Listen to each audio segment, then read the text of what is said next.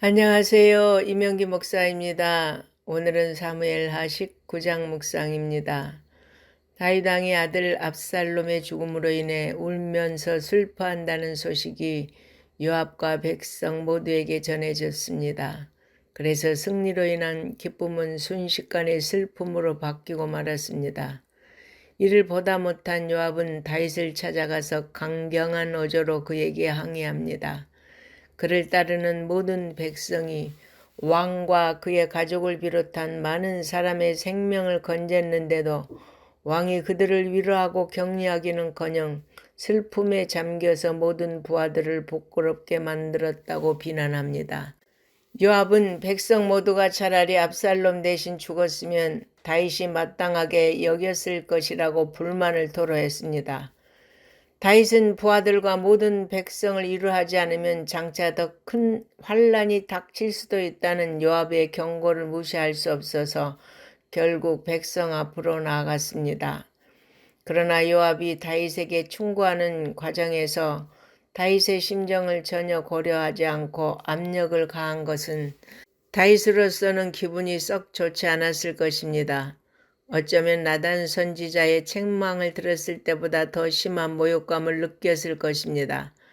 결국 요압은 그동안 쌓아온 그 많은 업적과 용맹에도 불구하고 요압의 아나무인격적인 태도로 인해 훗날 솔로몬에게 요압을 제거할 것을 당부하였고 무참하게 죽임을 당하고 맙니다.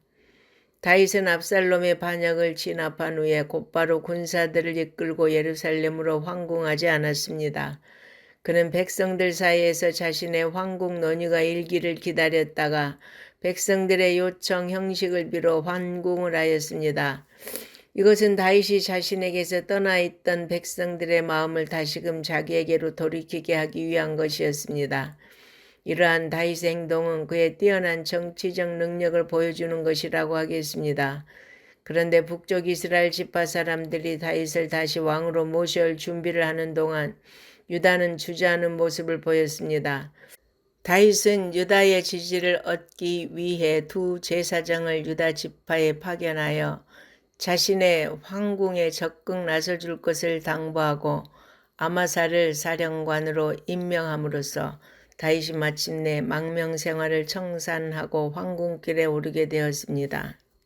여기서 요압 대신 압살롬의 반란군을 지휘했던 군사령관 아마사를 포용하는 선택을 내린 것은 요압의 무리한 발언이나 아브넬과 압살롬을 죽인 강경한 행동이 다윗을 여러모로 불편하게 만들었기 때문일 것입니다.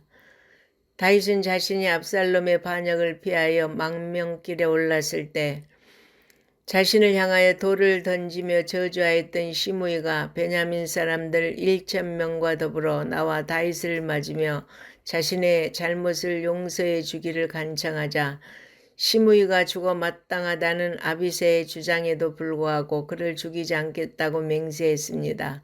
다윗이 시므이에게 관용을 베푼 것은 그를 처단할 경우 자신이 정치적인 보복을 한다는 인상을 주어 앞으로의 정국 운영에 많은 차질이 초래될 것이라는 점을 고려했기 때문일 것입니다. 그 무렵 요나단의 아들인 무비보셋도 다윗을 맞으려고 내려왔습니다. 그는 다윗이 예루살렘으로 떠난 날부터 돌아오는 날까지 전혀 단장을 하지 않을 정도로 다윗에 대하여 충정 어린 마음을 갖고 있었으며 그가 다윗을 따라가지 못한 것도 강교한 시바가 그를 속인 결과였음이 드러났습니다.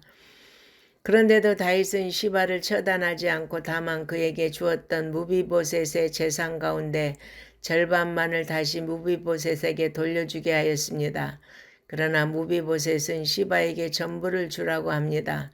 그는 죽을 수밖에 없었던 사울 집안 사람인 자신에게 왕의 상에서 먹게 한 은혜에 감사하며 왕의 무사 귀환만으로도 만족하다고 했습니다. 본문은 두 부류의 사람을 소개하고 있습니다. 하나는 시므이와 시바와 같은 사람들입니다. 이들은 전형적인 기회주의자로서 세상에 속한 악인들의 모습입니다. 다른 하나는 무비보셋 같은 사람입니다. 무비보셋은 애매하게 고난을 받으나 원망도 불평도 하지 않는 신실한 사람들의 전형입니다. 하나님은 무비보셋을 귀하게 여기셔서 그에게 가문을 이어가는 복을 주셨습니다. 우리 성도는 예수님의 십자가를 통해 하나님께 죄를 용서받은 자들입니다. 그러므로 그 은혜를 평생 감사하며 살아가기를 바랍니다. 아멘.